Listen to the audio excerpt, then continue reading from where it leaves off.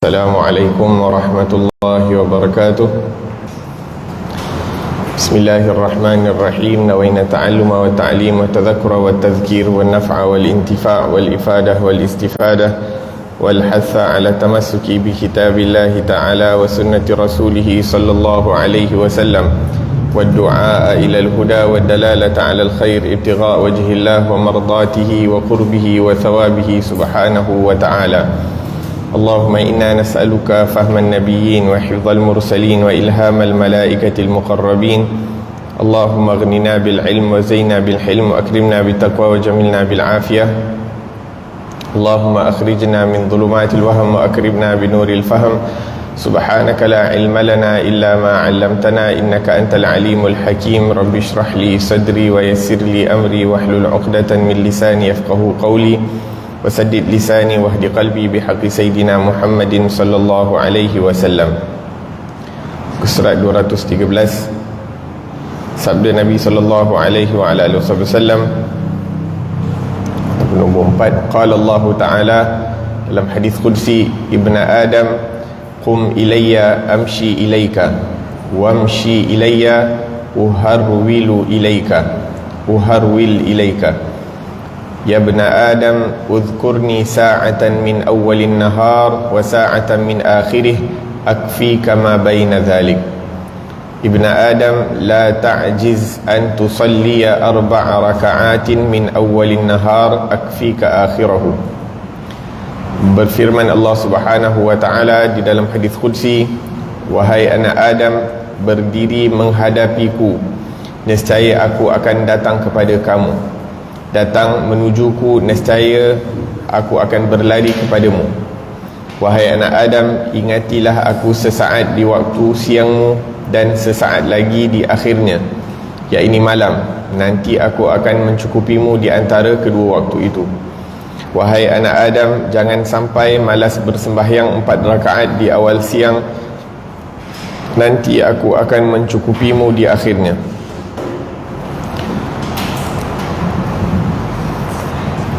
Alhamdulillah wassalatu wassalamu ala sayyidina Rasulillah wa ala alihi wa ashabihi wa man walah, amma ba'd.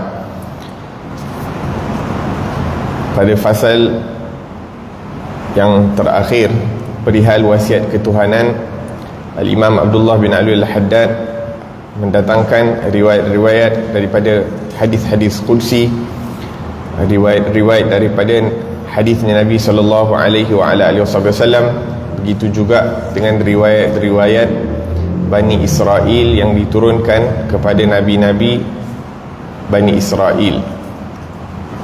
Maka dalam hadis qudsi ini Allah Subhanahu wa ta'ala berfirman, berdirilah anak Adam, aku akan datang kepada kamu dengan berjalan, dan jalan datang kepada aku, maka aku akan berlari menghadap kamu. Kata para ulama, hadis ini yang dimaksudkan dengan Allah Subhanahu wa ta'ala datang kepada kita adalah Allah Subhanahu wa ta'ala datang kepada kita dengan rahmatnya Allah Subhanahu wa ta'ala, dengan perhatiannya Allah Subhanahu wa ta'ala, dengan pengampunannya Allah Subhanahu wa ta'ala. Nak menunjukkan sedikit kita datang kepada Allah, kita berusaha melakukan perintah yang diperintahkan oleh Allah Subhanahu wa ta'ala, maka Allah Subhanahu wa ta'ala akan datang bersegera kepada kita dengan rahmat dan pengampunan daripada Allah Subhanahu wa ta'ala. Kemudian disebutkan, udhkurni sa'atan min awwalin nahar wa sa'atan min akhirih akfika ma baina dhalik. Ingatlah aku di waktu pagi dan ingatlah aku di waktu siang, di waktu petang. Maka Allah Subhanahu wa ta'ala akan mencukupkan segala keperluan kita di antara pagi dan petang. Dekat sini Allah Subhanahu wa ta'ala menyebutkan akfika ma baina dhalik, aku akan mencukupi apa yang berada di antara keduanya.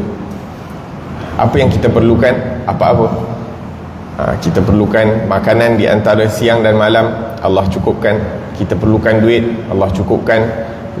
Kita perlukan tenaga, Allah cukupkan. Apa-apa yang kita perlukan, maka Allah Subhanahu wa ta'ala akan memberikan kecukupan itu, dan jaminan daripada Allah Subhanahu wa ta'ala innallaha la yukhliful mi'ad, yang mana Allah Subhanahu wa ta'ala tidak pernah memungkiri janji.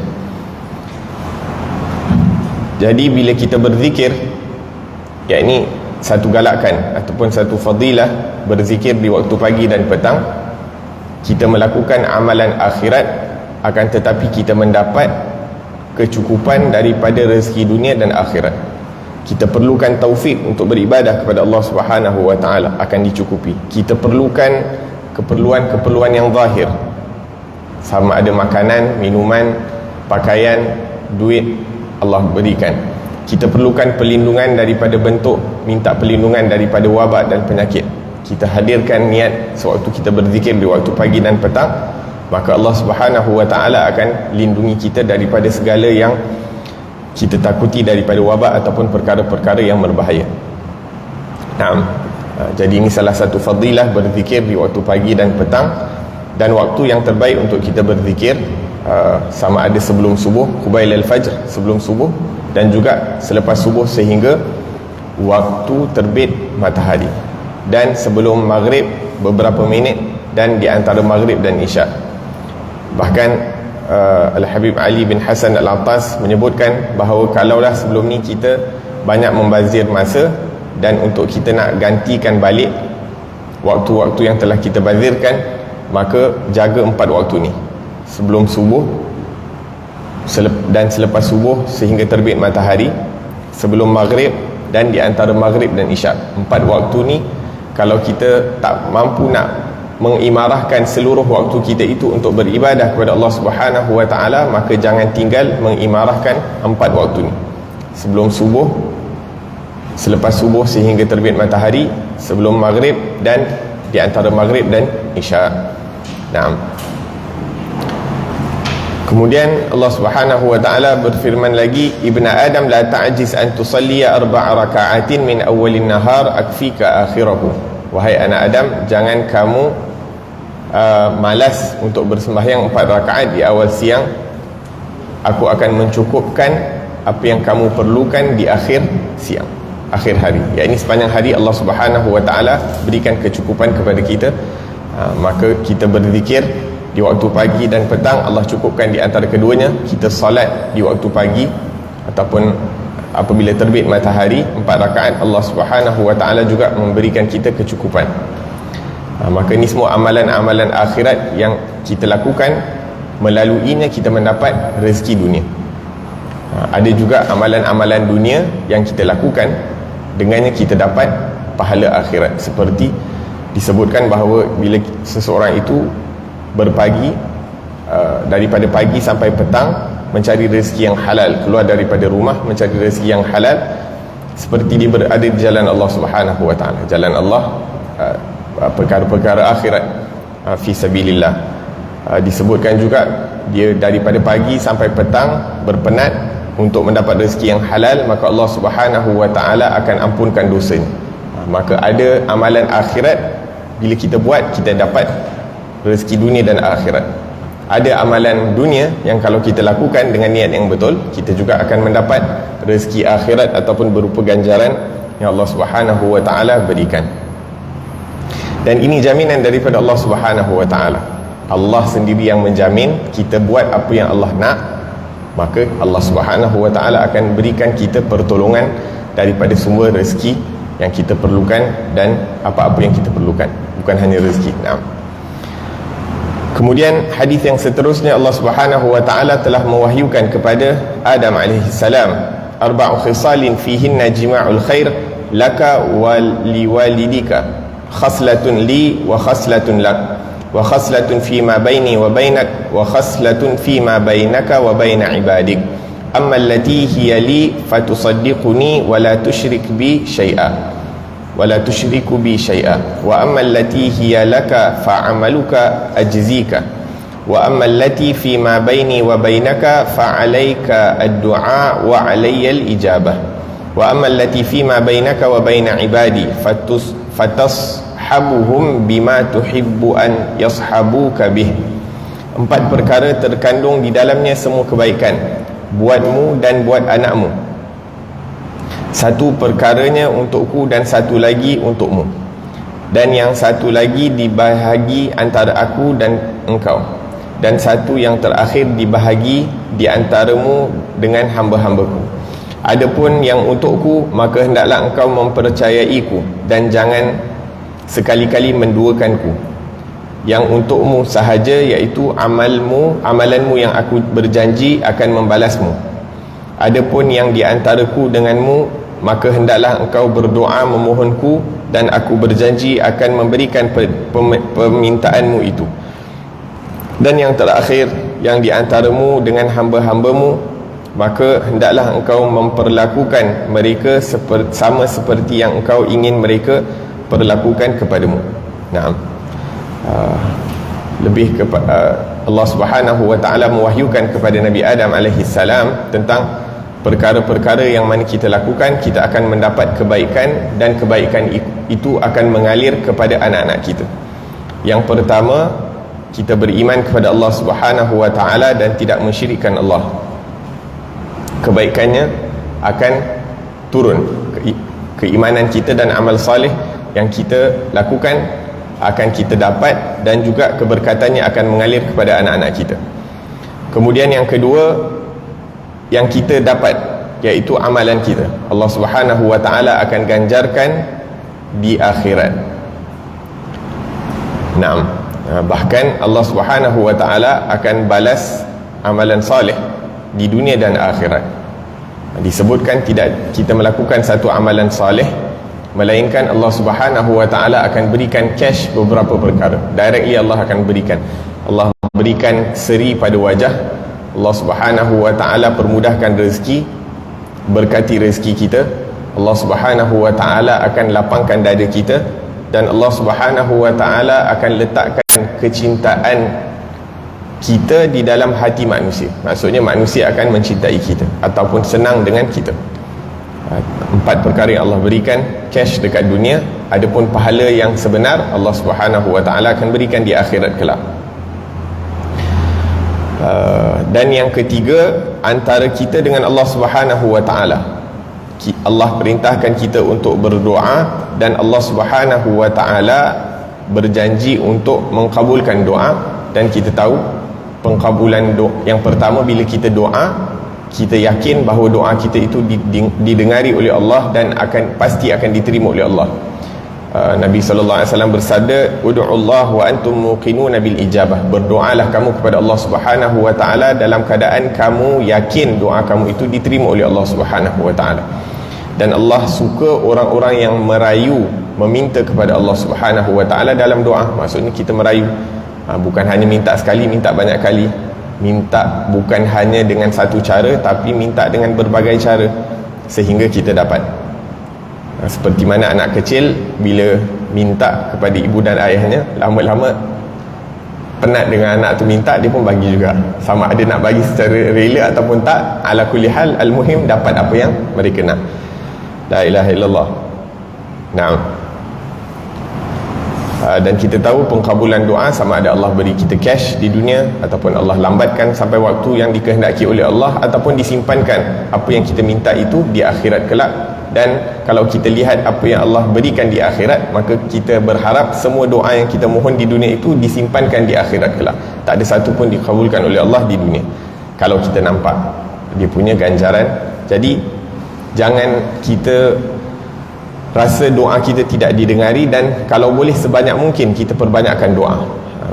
Dan doa jangan kedekut, jangan doa untuk kita sahaja, doa untuk seluruh ahli keluarga kita. Kalau kita ada masa, sebutkan satu-satu daripada nama mereka, khususnya yang terdekat dengan kita, adik-beradik kita, ibu dan ayah kita, ipaduai kita dan sebagainya, anak-anak kita, anak saudara kita, mereka-mereka yang dekat, sebut nama mereka satu persatu kalau boleh. Naam.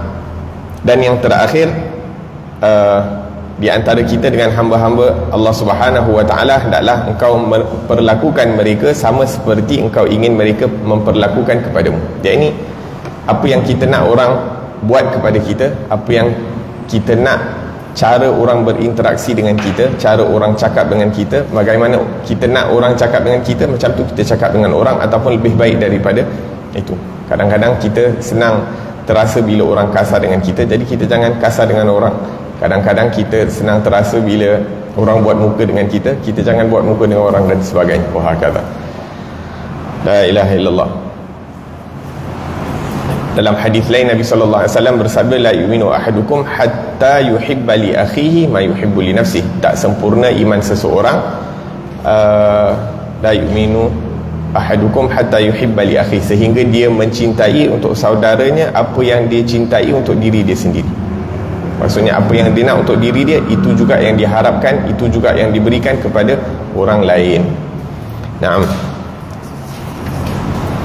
Kemudian yang keenam, terdapat di dalam suhuf kitab Nabi Allah Ibrahim ala nabina wa alaihim afdalus salatu wassalam, wa alal aqili an yakuna mumsikan lilisanihi arifan bizamanihi muqbilan ala sya'nih, wa alal aqili an takuna lahu 4 sa'at, fasa'atun yunaji rabbahu, wa sa'atun yuhasibu fiha nafsahu, wa sa'atun yufdi ila ikhwanihi alladhi yubassirunahu bi'uyubi nafsihi, wa sa'atun yukhalli fiha baina nafsihi wa baina syahawatihi, yakni al-mubahah.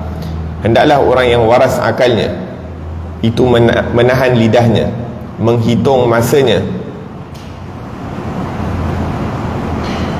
dan mengambil berat dengan urusannya terhadap Allah Subhanahu wa ta'ala. Hendaklah orang yang waras akalnya mengaturkan 4 masa. 1 masa untuk bermunajat kepada Tuhannya, 1 masa untuk membuat perkiraan terhadap dirinya, 1 masa lagi untuk mendampingi para temannya yang suka mengingatkannya tentang keaiban dirinya, dan 1 masa lagi untuk dia berkecimpung dengan tuntutan syahwatnya, yakni yang dibolehkan sahaja. Naam. Dekat sini yang terdapat nasihat yang terdapat di dalam suhuf ataupun kitab Nabi Ibrahim, yakni tanda-tanda orang yang berakal adalah mereka-mereka yang mampu untuk menjaga daripada lidahnya. Dia boleh kawal lidahnya, tidak digunakan lidahnya itu tanpa kawalan, yakni lidahnya itu ada dia boleh handle lidah dia. Dia bukan cakap ikut suka hati, ataupun bila-bila dia rasa nak cakap, dia cakap. Dia tahu macam mana nak kontrol lidah dia. Itu tanda orang yang berakal. Arifan bi zamanihi, disebutkan di sini tentang menghitung masanya. Dalam satu menghitung masanya, iaitu dia muhasabah. Seperti mana yang muhasabah akan disebutkan selepas ini. Dia bermuhasabah tentang dirinya. Dia tahu apa dia gunakan waktunya. Yang baik digunakan, yang perkara-perkara yang baik dia bersyukur kepada Allah, dan mohon agar diberikan istiqamah dalam kebaikan yang dilakukan. Ataupun kalau dia lakukan perkara-perkara yang dilarang oleh Allah Subhanahu wa ta'ala, dia kesal, dia bertaubat kepada Allah, beristighfar kepada Allah Subhanahu wa ta'ala. Muqbilan ala sya'nih, mengambil berat dengan urusannya terhadap Allah Subhanahu wa ta'ala. Dia tahu apa perkara yang priority untuk dilakukan setiap hari, sehingga dia berikan perhatian kepada perkara-perkara tersebut. Apa-apa yang dikehendaki oleh Allah, itu yang dia berikan keutamaan. Naam. Hendaklah orang yang waras akalnya mengaturkan 4 masa, yakni mengadakan 4 masa di dalam sehari semalam. 1 waktu untuk dia bermunajat kepada Allah Subhanahu wa ta'ala. Ini selain daripada waktu kita beribadah kepada Allah yang diwajibkan. Maksudnya yang waktu kita dah diwajibkan oleh Allah untuk beribadah, khalas, itu dah memang kena buat, waktu salat dan sebagainya. Akan tetapi ada waktu yang kita bersendirian dengan Allah Subhanahu wa ta'ala, berzikir ke, membaca Al-Quran ke, ataupun kita muraqabah ataupun muhasabah. Naam. 1 masa untuk membuat perkiraan terhadap dirinya. Ini sama macam tadi, kita buat muhasabah, perkara-perkara yang telah perkara-perkara baik yang telah kita lakukan, apa perkara-perkara yang baik yang belum kita lakukan, apa perkara-perkara buruk yang telah ataupun maksiat yang terlanjur kita lakukan, ataupun apa perkara-perkara di antara perkara-perkara maksiat yang kita rasa itu perkara yang penting untuk kita usahakan agar supaya ianya ditinggalkan. Ini dosa ada banyak, tapi kita juga bagi priority kepada dosa-dosa yang ianya besar, dosa besar tapi kadang-kadang nampak kecil. ada juga. Walaupun semua dosa tu patutnya kita ditinggalkan, tapi kadang-kadang pun kita bagi prioriti untuk meninggalkan perkara-perkara yang dosanya besar di sisi Allah Subhanahu wa taala. Naam. Wa sa'atun yufdi ila ikhwanihi alladhi yubassirunahu bi'uyubi nafsihi, dan mempunyai satu waktu kita duduk dengan sahabat-sahabat kita. Tapi sahabat-sahabat macam mana? Sahabat-sahabat yang mengingatkan kita tentang keaiban diri kita. Susah nak dapat zaman sekarang. Nak dapat sahabat macam ni susah. Kalau kita ada sahabat macam ni, kita tak akan join, tak akan duduk dengan dia. La ilaha illallah. Naam. Sadiq saduq, yakni kawan rapat, akan tetapi dia benar dalam perkataan dia. Dia akan mengingatkan kita bila kita tak melakukan. Dia akan memberi kita semangat kalau kita tak lakukan ketaatan. Dia akan mencegah kita kalau kita melakukan kemungkaran. Naam, sangat-sangat susah untuk dapat sahabat-sahabat seperti ini di zaman sekarang. Naam. Jadi kalau tak boleh nak ada sahabat-sahabat macam ni di zaman sekarang, nak duduk dengan siapa? Kita duduk dengan orang-orang saleh. Kita duduk membaca buku-buku orang-orang saleh yang akan mengingatkan kita tentang keaiban diri kita. Dan buku-buku yang terbaik untuk mengingatkan kita tentang keaiban diri kita adalah kitab-kitab karangan Imamul Haddad seperti kitab ni, ataupun karangan Imam Ghazali rahimahullah, daripada Ayyuhal Walad, daripada Bidayatul Hidayah, daripada Minhajul Abidin, sehinggalah kitab yang besar seperti Ihya Ulumuddin. La ilaha illallah. Naam. Dan satu masa lagi dia berkecimpung dengan tuntutan syahwatnya. Yang ini yang dibolehkan saja. Apa maksud dia? Saya kalau baca sendiri pun saya tak faham.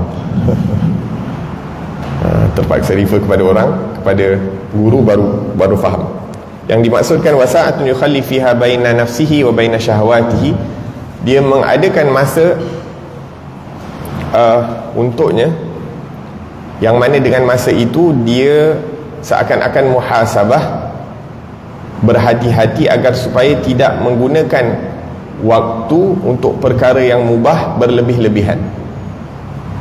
Tidak menggunakan waktu berlebih-lebihan untuk perkara-perkara yang harus. Contohnya apa? Contohnya tidur, perkara yang mubah. Jadi macam mana nak kurangkan tidur? Makan, minum, perkara yang mubah dibolehkan, benda yang harus. Bagaimana nak kurangkan? Maksudnya perkara-perkara yang diinginkan syahwah daripada perkara-perkara yang harus. Adapun yang haram kena tinggalkan. Tapi ini perkara-perkara yang mubah boleh, tapi macam mana kita nak kurangkan? Supaya apa? Supaya kebanyakan masa kita itu diisi dengan ketaatan.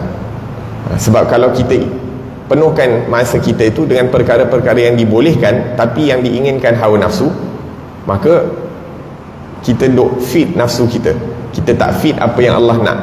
Kita tak didik nafsu kita itu atas perkara-perkara yang dikehendaki oleh Allah Subhanahu wa taala. Jadi macam mana nak kurangkan waktu-waktu yang kita ada daripada melakukan perkara-perkara yang harus ini, kurangkan perkara-perkara yang harus, daripada mungkin makan, minum, tidur, ataupun travelling dan sebagainya, tapi tanpa niat-niat yang baik. Dan kalaupun perlu untuk melakukan perkara-perkara tersebut, kita jangan lupa perbanyakkan niat-niat yang baik. La ilaha illallah. Naam. Kemudian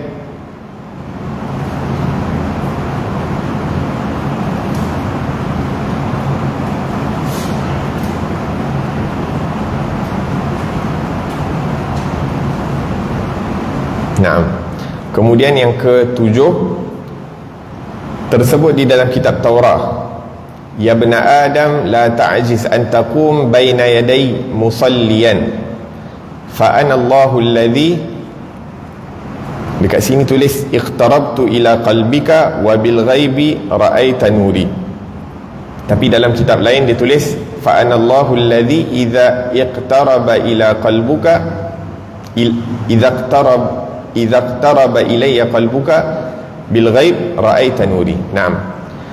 Wahai anak Adam, jangan engkau bermalas-malas untuk berdiri sembahyang di hadapanku. Akulah Tuhan yang apabila hatimu mendekatiku, Tapi kat sini ditulis, akulah Tuhan yang mendekati hatimu dan dalam keghaiban engkau dapat melihat cahayaku. Dalam buku lain ditulis, akulah Tuhan yang apabila hatimu mendekatiku, iaitu beriman kepada Allah Subhanahu wa taala, alladzina yu'minuna bil ghaib, ra'aita nuri, kamu akan dapat melihat cahayaku. Naam. Di sini perintah untuk kita jangan bermalas-malasan di dalam ibadah, khususnya as-salah. La ta'jiz an taqum baina yadayya musalliyan, jangan sampai engkau bermalas-malas untuk berdiri sembahyang di hadapanku. Bahkan kita sebutkan bahawa antara adab, antara sunnah-sunnah sembahyang adalah kita solat dengan penuh kesungguhan, dengan penuh semangat, dengan rasa fresh. Dan antara asbab untuk kita nak dapatkan kesegaran tersebut adalah dengan kita sama ada mandi ataupun kita lakukan perkara-perkara sehingga bila kita masuk dalam solat kita segar.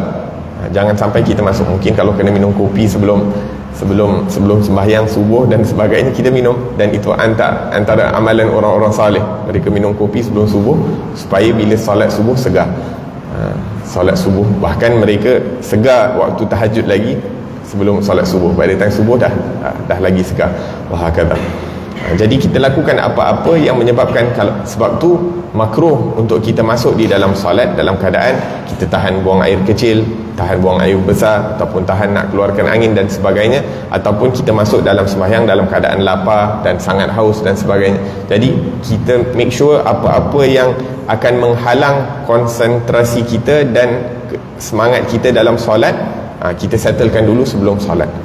Jangan sampai kita masuk dalam solat dalam keadaan tergesa-gesa ataupun bermalas-malas ataupun nak cepat selesai, sebab ada perkara-perkara yang kita ingin lakukan selepas itu, daripada makan, daripada minum ataupun tidur dan sebagainya. Dan kalau perlu untuk kita mandi, kita mandi. Bahkan kita sebutkan, saya pernah sebutkan sebelum ni, ada sebahagian orang-orang salih, antaranya guru kepada Sayyidil Habib Umar bin Muhammad bin Salim al-Hafiz, Habib Muhammad bin Abdullah al-Haddar. Habib Muhammad bin Abdullah al-Haddar, anak dia cerita, setiap kali sebelum solat fardu dia akan mandi, sama ada musim sejuk ataupun musim panas. Musim panas tu okeylah mandi setiap kali kan, ni musim sejuk pun dia akan mandi. Walaupun terkadang di akhir umur dia memudaratkan kesihatan dia akan, tetapi untuk nak mendapatkan kesegaran sewaktu berdiri di hadapan Allah Subhanahu wa taala, maka dia akan mandi. La ilaha illallah. Kesungguhan mereka di dalam beribadah kepada Allah Subhanahu wa taala. Naam. Dan disebutkan di sini, fa anallahu alladhi, akulah Allah Subhanahu wa taala, apabila hatimu mendekatiku kamu akan melihat cahayaku. Yang ini dalam hadis lain, dalam Nabi sallallahu alaihi wasallam menyebutkan, man adali waliyan faqad adantuhu bil harb, barang siapa yang memusuhi wali-wali aku, kekasih-kekasih aku, maka aku mengisytihadkan perang buatnya.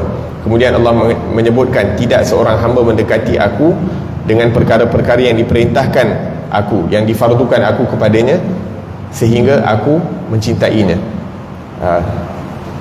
Iaitu kita nak dekat dengan Allah dengan melakukan segala fardu dan memperbanyakkan amalan sunat.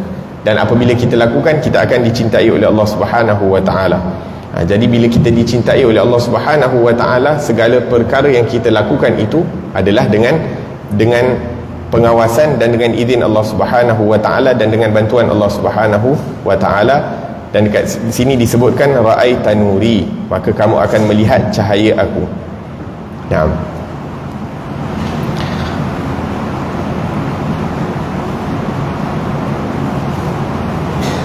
Naam. Kemudian yang ke-8, terdapat di dalam setengah kitab-kitab Allah Subhanahu wa taala yang terdahulu diturunkan firman-Nya, ya bani Adam, khalaqtuka li'ibadati fala tal'ab wa takaffaltu laka birizqika fala tat'ab. Ya bani Adam, utlubni tajidni fa innaka idza wajadtani wajadta kulla syai wa idza futtuka fataka kullu syai fa ana ahabbu ilaika min kulli syai. Ya bani Adam, anallah alladhi aqulu lisyai'i kun fayakun. Wahai anak Adam, aku menciptamu untuk engkau menyembahku, maka janganlah engkau permainkan aku. Aku jamin bagimu rezekimu, maka janganlah engkau bersusah payah lagi.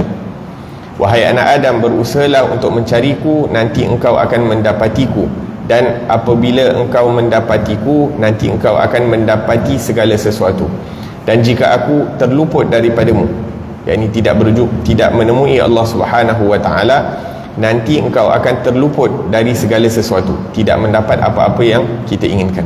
Akulah yang paling tercinta kepadamu dari segala sesuatu sepatutnya. Hai anak Adam, akulah Tuhan yang bila aku berkata kepada sesuatu jadilah, maka dia akan jadi. Dalam riwayat lain ada tambahan, taatilah aku, maka aku akan taatilah aku, sehingga bila kamu inginkan sesuatu, kamu mengatakan kun fayakun, kamu akan mengatakan jadi, maka jadilah. Maksudnya dengan izin Allah Subhanahu wa taala. Naam. Dalam hadis qudsi yang lain, Allah Subhanahu wa taala berfirman, abdi, wahai hambaku, anta turid wa ana urid, kamu berkehendak, aku juga berkehendak. Idza sallamtani ma turid lima urid, apabila engkau menyerahkan kehendakmu pada kehendakku, maksudnya kehendak kamu itu mengikuti apa yang aku kehendak, fa ana akun fi ma turid, maka aku akan penuhi kehendak kamu. Wa in a'radta anni amma urid ila ma turid, akan tetapi bila kamu berpaling daripada kehendakku mengikuti akan kehendak kamu, fala yakunu illa ma urid, maka tidak akan berlaku kecuali apa yang aku berkehendak, kata Allah Subhanahu wa taala. Jadi at the end of the day, kita hamba Allah Subhanahu wa taala, kalau kita nak apa yang kita nak, jalannya adalah untuk mengutamakan apa yang Allah nak dahulu, kemudian barulah Allah akan sempurnakan apa yang kita kehendaki, ataupun barulah kita akan dapat apa yang kita kehendaki. Tapi kalau kita berpaling daripada kehendak Allah Subhanahu wa taala, ikut apa yang kita nak, tak ikut apa yang Allah nak, maka kita tidak akan dapat kecuali apa yang Allah berkehendak.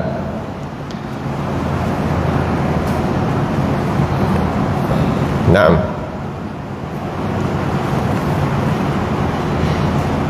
Imam Syafi'i menyebutkan, wa hadza a'anta wa hadza khadhalta wa hadza khadhalta wa dha lam tu'in. Orang ini dibantu oleh Allah, orang itu tidak dibantu oleh Allah. Orang ini diberikan oleh Allah, orang itu tidak diberikan oleh Allah. Khalaqtal ibad lima aradta, Allah menciptakan hambanya mengikut apa yang dikehendaki oleh Allah Subhanahu wa taala. Fa fil ilmi yajril fata wal musin, maka kita tak ada pilihan kecuali untuk hidup dengan apa yang telah ditetapkan oleh Allah Subhanahu wa taala. Dan apa yang kita kehendak, kalau Allah tidak berkehendak, tak akan berlaku. Dan apa-apa yang Allah berkehendak, walaupun kita tak nak, ianya tetap akan berlaku. Jadi kita sebagai hamba, dan kalau kita sebagai hamba yang pandai, maka kita mendahulukan segala apa yang dikehendaki oleh Allah, barulah insya-Allah kita akan dapat lebih daripada apa yang kita nak.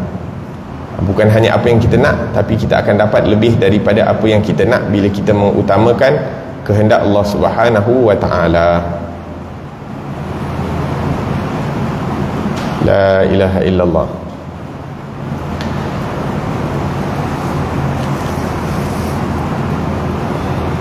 Naam. Dan kita sebutkan sebelum ni tentang Dajjal, orang yang menjadi asbab, ataupun makhluk yang menjadi asbab ramai manusia sesat, ramai manusia mengkufuri Allah Subhanahu wa taala, wal iyad billah, diberikan kuasa oleh Allah. Ya, ini bila dia tunjuk dekat langit, ataupun dia cakap dekat langit suruh hujan, hujan akan turun. Bila dia cakap dekat bumi untuk tumbuhkan tumbuh-tumbuhan, maka tumbuh-tumbuhan akan tumbuh. Bila dia kata dekat tanah perkuburan untuk bangunkan orang yang dah mati, orang yang dah mati tu akan bangun mengikut rupa mereka, akan tetapi yang bangun tu sebenarnya jin yang menyerupai orang-orang yang telah meninggal dunia. Jadi kalau Allah Subhanahu wa taala mampu untuk memberikan kuasa yang luar biasa kepada orang-orang yang bukan hanya mengkufuri Allah, bahkan menjadi asbab ramai orang kufur kepada Allah, tidak mustahil untuk Allah Subhanahu wa ta'ala berikan karamah, supernatural power kepada kekasih-kekasih Allah Subhanahu wa ta'ala sebagai tanda penghargaan dan penghormatan kepada mereka, disebabkan mereka telah mengutamakan kehendak Allah Subhanahu wa ta'ala. Yakni orang-orang yang telah mengabdikan dirinya menjadi hamba Allah yang sempurna, dididik daripada kecil sampai besar, tidak melakukan maksiat kepada Allah Subhanahu wa ta'ala, maka kalau Allah nak berikan penghormatan kepada dia berupa karamah dan sebagainya, maka tak mustahil. Sama ada nak turunkan hujan, dan kita tahu juga antara orang bertawassul dengan Rasulullah sallallahu alaihi wasallam untuk turunkan hujan, maka diturunkan hujan dan sebagainya. Air tak cukup, makanan tak cukup dan sebagainya, dengan berkat Rasulullah diturunkan. Mungkin orang kata itu Rasulullah, tapi kita sebutkan, kalau kita tengok di zaman sahabat-sahabat pun berapa banyak kisah-kisah yang kita boleh ambil. Antaranya disebutkan tentang Sayyidina Ali bin Abi Talib. Sayyidina Ali bin Abi Talib sewaktu dia jadi Amirul Mukminin, ada satu orang mencuri dan dihukum ataupun tertangkap. Jadi dilaksanakan hukum qisas, maka tangan dia dipotong. Jadi lepas tangan dia potong, dia balik, on the way back dia balik, dia jumpa ada satu orang kutuk Sayyidina Ali bin Abi Talib, kutuk Sayyidina Ali bin Abi Talib, dan dia mempertahankan, membela Sayyidina Ali bin Abi Talib, sedangkan dia baru kena dijalankan hukum ke atas dia atas perintah Sayyidina Ali bin Abi Talib. Jadi bila dia mempertahankan Sayyidina Ali bin Abi Talib, ada orang ikut dia, tengok, jadi report dekat Sayyidina Ali bin Abi Talib ataupun bagi tahu Sayyidina Ali tentang orang ni, walaupun dah kena qisas, tapi masya-Allah dia masih lagi, maksudnya dia sayang khalifah, maksudnya dia tahu apa yang dibuat tu salah, dan dia tahu memang hukum Allah kalau mencuri kena qisas. Jadi Sayyidina Ali panggil balik orang tu dengan tangan dia yang baru dipotong, maka Sayyidina Ali baca doa, kemudian dicantumkan balik tangan orang tu. Jadi dikata apa? Sayyidina Ali mengatakan, hadza hukmullah hakamna. Yang pertama tadi qisas, Allah punya hukum, kami dah jalankan. Wa hadza fadlullah azharna, dan ini merupakan anugerah daripada Allah yang kami zahirkan. Maksudnya tadi hukum Allah dah dijalankan, sekarang ni aku tunjuk pula pemberian yang Allah berikan kepada aku. Antara pemberian yang Allah berikan kepada aku, maka aku zahirkannya. Ini diubati tangan orang tersebut, dicantum balik, and as good as normal, tanpa perlu menjalankan apa-apa pembedahan. La ilaha illallah. Naam, la ilaha illallah. Dan kita pun dengar tentang karamah ataupun mukjizat-mukjizat yang berlaku kepada sahabat Nabi sallallahu alaihi wasallam. Antaranya Qatadah dipukul oleh orang musyrik sehingga matanya terkeluar sampai basically tergantunglah dekat dia punya pipi. Jadi bila datang jumpa Rasulullah sallallahu alaihi wasallam, sahabat-sahabat lain pun zaman dulu tak ada hospital dan tak ada apa, tak tahu nak buat apa, sama ada nak potong mata tu ke nak sumbat balik dalam mata, diorang pun tak tahu. Jadi bawa datang jumpa Rasulullah sallallahu alaihi wasallam. Jadi bila Rasulullah tengok keadaan macam tu, Rasulullah pegang dengan tangan dia, diludah sikit dengan keberkatan beliau Rasulullah sallallahu alaihi wasallam, maka ditolak masuk. Maka Qatadah mengatakan, daripada hari itu mata aku yang tu lebih tajam daripada mata yang tak terkeluar, dan sepanjang hidup aku, kalau aku sakit mata, yang sakit yang tak terkeluar tadi, tapi yang dimasukkan balik oleh Rasulullah sallallahu alaihi wasallam tak sakit. Tak ada perlu operation, tak ada perlu laser, tak ada perlu apa-apa, akan tetapi fadlullah yu'tihi man yasha, pemberian daripada Allah, anugerah daripada Allah Subhanahu wa taala yang diberikan kepada sesiapa yang dikehendaki oleh Allah Subhanahu wa taala. Adapun untuk kekasih Allah, ianya merupakan satu penghormatan. Adapun kepada musuh-musuh Allah, terkadang diberikan kuasa-kuasa tersebut untuk menjauhkan mereka ataupun untuk memberatkan lagi azab mereka di akhirat kelak, waliyadzu billahi tabaraka wa taala. La ilaha illallah. Naam, disebutkan. Naam, jadi Allah Subhanahu wa taala menciptakan kita untuk beribadah, maka jangan kita bermalas-malasan ataupun bermain-main. Dan Allah Subhanahu wa taala telah menjamin rezeki kita, maka jangan kita terlampau risau terhadap rezeki. Kita berusaha seperti mana yang diperintahkan oleh Allah Subhanahu wa taala, dan pada waktu yang sama kita yakin rezeki kita telah ditetapkan oleh Allah. Adapun tak berusaha, yakin sahaja, itu ada orang-orang dia yang mampu untuk berada dalam keadaan tersebut. Kita tahu keadaan kita, maka kita berusaha, dan pada waktu yang sama kita yakin rezeki datang daripada Allah Subhanahu wa taala. Utlubni tajidni, carilah aku, kata Allah, kamu pasti akan mendapati aku, dan apabila kamu mendapati aku, kamu mendapati segala sesuatu. Dan kalau waliyadzubillah kamu terlepas, yakni tidak mendapati aku, maka kamu pada hakikatnya telah terlepas dari segala sesuatu. Nah, jadi orang yang beriman, walaupun dia tak ada apa-apa, pada hakikatnya dia memiliki segala sesuatu. Orang yang tidak beriman, walaupun pada zahirnya nampak macam dia memiliki segala sesuatu, tapi pada hakikatnya dia tidak memiliki apa-apa pun, kerana dia tidak sampai kepada Allah Subhanahu wa taala dan tidak beriman kepada Allah Subhanahu wa taala. Naam.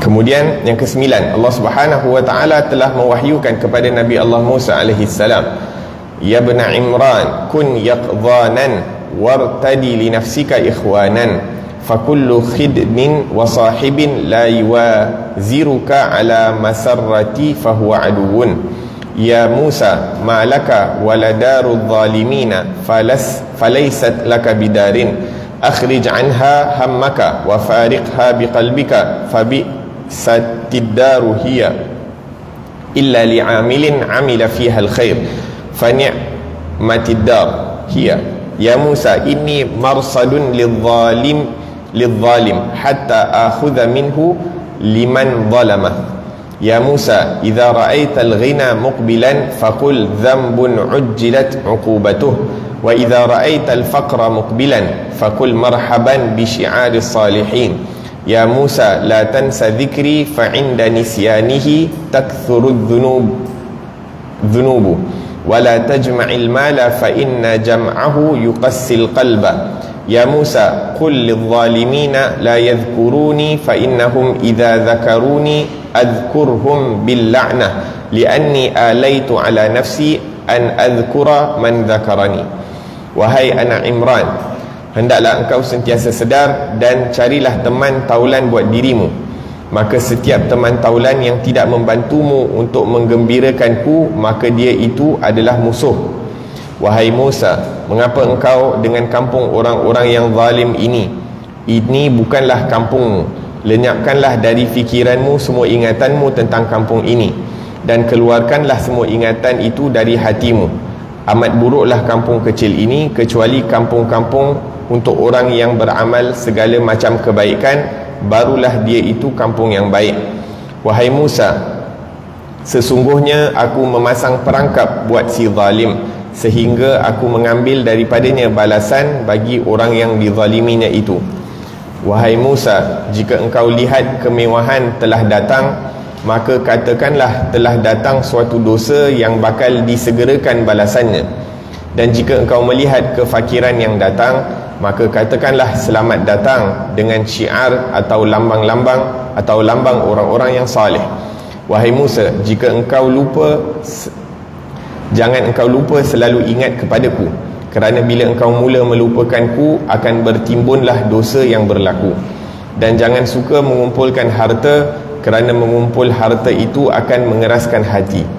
Wahai Musa, katakanlah kepada orang-orang yang zalim itu, jangan mereka mengingatiku lagi, kerana jika mereka mengingatiku, nanti aku mengingati mereka dengan laknat, kerana aku telah memastikan ke atas zatku, iaitu berjanji atas diriku untuk mengingati siapa yang mengingatiku. La ilaha illallah. Naam. Dekat sini antara riwayat ataupun wahyu yang diturunkan kepada Nabi Musa alaihi salam, yang mana Nabi Musa antara nabi-nabi Bani Israel, dan kita sebutkan bahawa di dalam wasiat ketuhanan ni ada hadis qudsi, ada hadis Nabi SAW, ada juga riwayat-riwayat Israiliyat yang diturunkan kepada Bani Israel. Dan Nabi SAW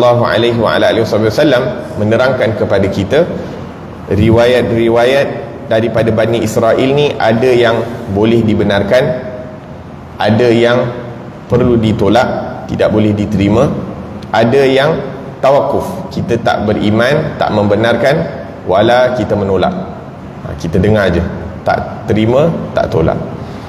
Nabi SAW bersabda, hadithu an Bani Israila wala haraj, ceritakanlah, riwayatkanlah tentang Bani Israel, tentang cerita-cerita Bani Israel, wala haraj, dan yakni kamu tidak berdosa untuk meriwayatkan daripada hadis-hadis Bani Israel. Dalam riwayat lain Nabi SAW bersabda, idza haddatsakum Bani Israel fala tusaddiquhu wala tukadzibuh, apabila Bani Israel meriwayatkan ataupun kamu mendengar cerita-cerita daripada Bani Israel, maka jangan kamu membenarkannya wala mendustakannya. Kerana kalau kita membenarkan, takut-takut ianya dusta. Kalau kita mendustakannya, takut-takut ianya memang betul firman wahyu daripada Allah Subhanahu wa taala. Kalau benda tu tidak bercanggah dengan syariat Nabi Muhammad sallallahu alaihi wasallam, maka kita terima. Kalau ianya bercanggah dengan syariat Nabi Muhammad sallallahu alaihi wasallam, maka di situ kita menolak bulat-bulat. Apa contoh Bani Israel punya riwayat yang bercanggah dengan syariat Nabi Muhammad sallallahu alaihi wasallam? Ada disebutkan bahawanya di dalam riwayat Bani Israel, iaitu Nabi sallallahu alaihi wasallam bergaduh waliyadzubillah dengan Allah Subhanahu wa taala. Maka riwayat-riwayat macam tu jelas menunjukkan bahawa ia perlu ditolak. Ia perlu ditolak. Naam.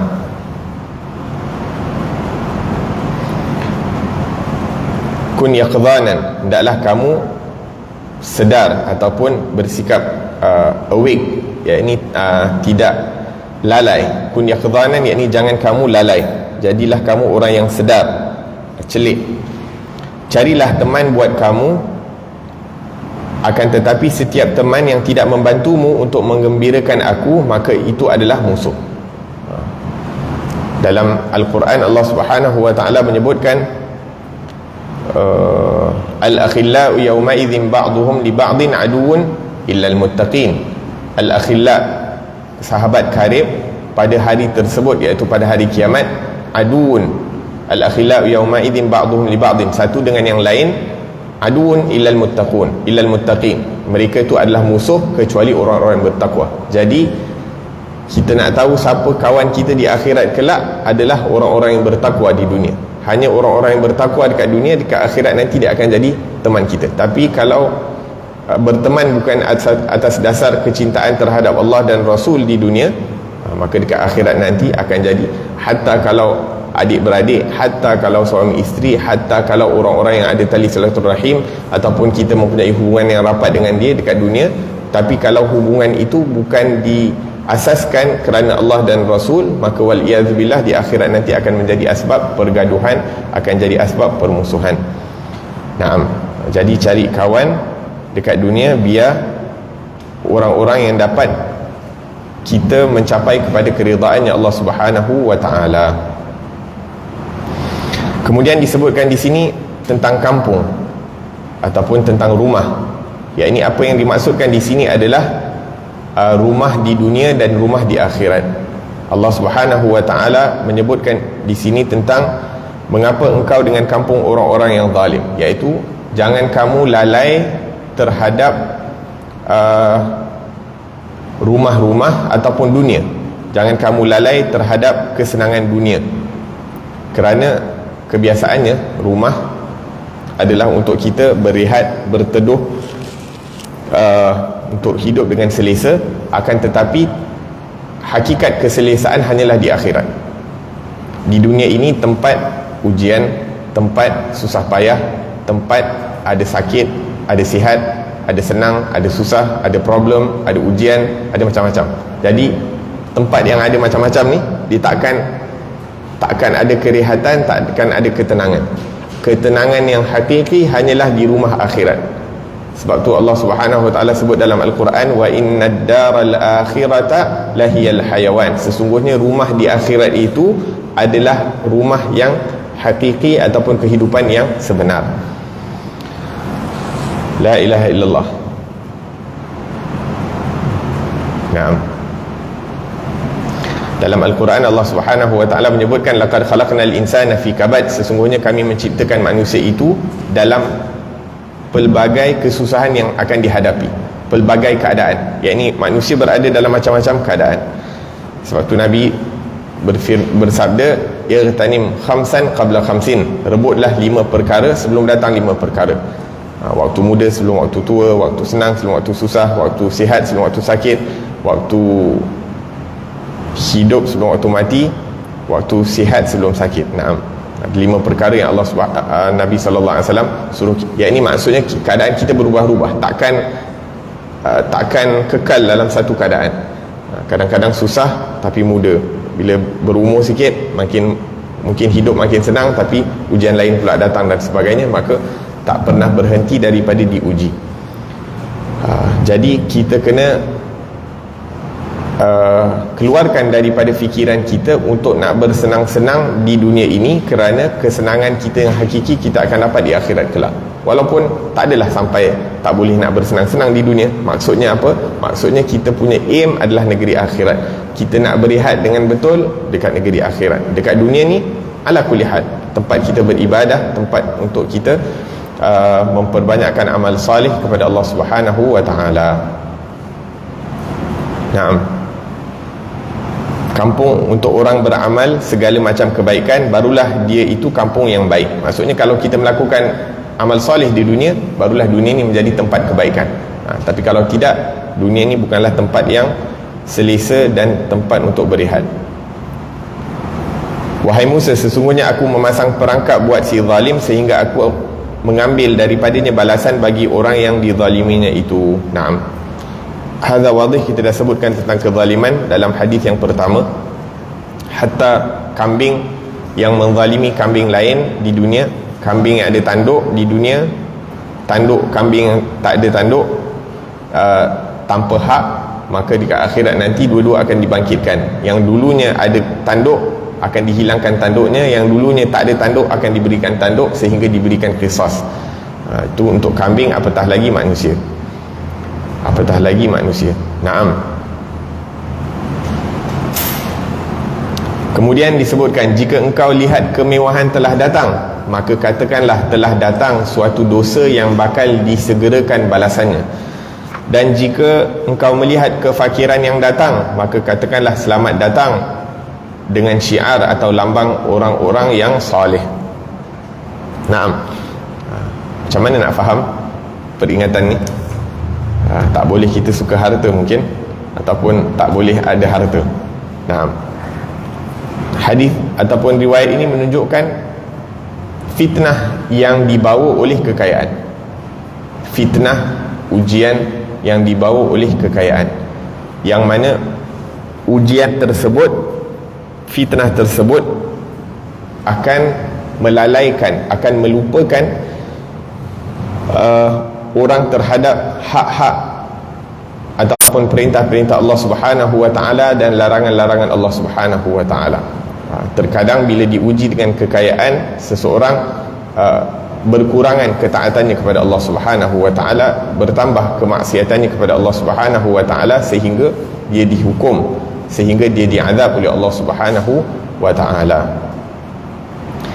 Jadi bukanlah kemewahan itu ataupun kekayaan itu satu dosa, tapi kalau kita dilalaikan dengan kemewahan itu, kalau kita dilalaikan dengan kekayaan itu, maka itu yang dikatakan dosa yang bakal disegerakan balasannya, wal-iyazubillahi tabaraka wa ta'ala.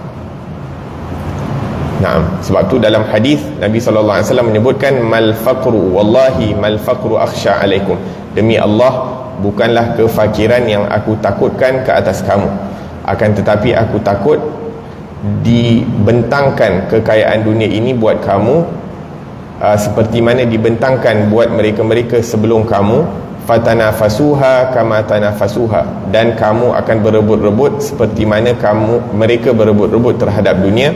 Fatuhlikakum kama ahlakathum, dan dunia itu akan menghancurkan kamu, menjadi asbab kamu diazab, menjadi asbab kamu dihukum seperti mana mereka dihukum, menjadi asbab kamu dihancurkan seperti mana mereka dihancurkan. Waliyadzubillahi tabaraka wa ta'ala.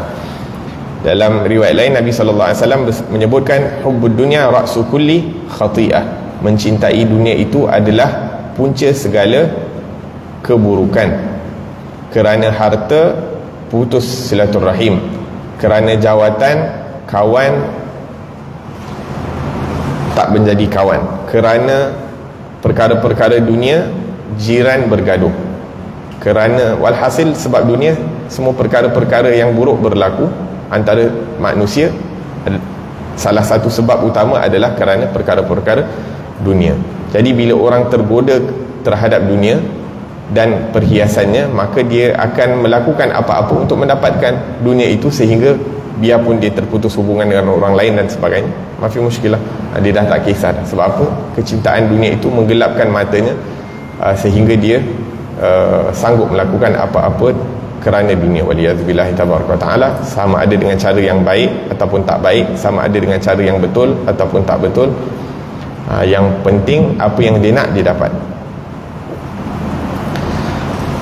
Waliyadzubillah. Dan jika engkau lihat kefakiran yang datang, maka katakanlah selamat datang, dengan syiar atau lambang orang-orang saleh. Ya, ini adakah orang saleh ni tak hidup senang? Tak ada. Kadang-kadang mereka diberikan kesenangan, kadang-kadang mereka juga diuji dengan kesenangan. Akan tetapi orang-orang saleh yang benar-benar kalau mereka diuji sehingga terpaksa berpisah dengan kesenangan tersebut, maka mereka akan berpisah dengan kesenangan tersebut untuk mempertahankan agama mereka.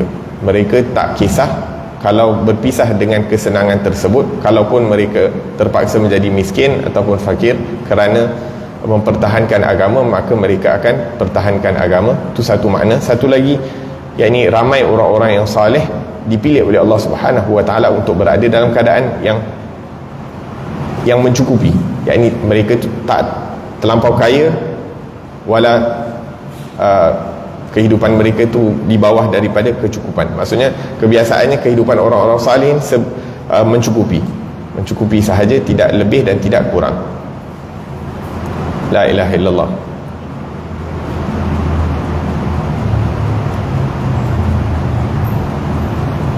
Moga-moga Allah Subhanahu wa ta'ala anugerahkan kita akan harta dan keduniaan yang tidak membawa fitnah kepada kita, dan moga-moga kekayaan dan kesenangan yang Allah berikan itu kita gunakan untuk mendekatkan diri kita kepada Allah Subhanahu wa ta'ala dan kepada Rasul sallallahu alaihi wa ala alihi wasallam.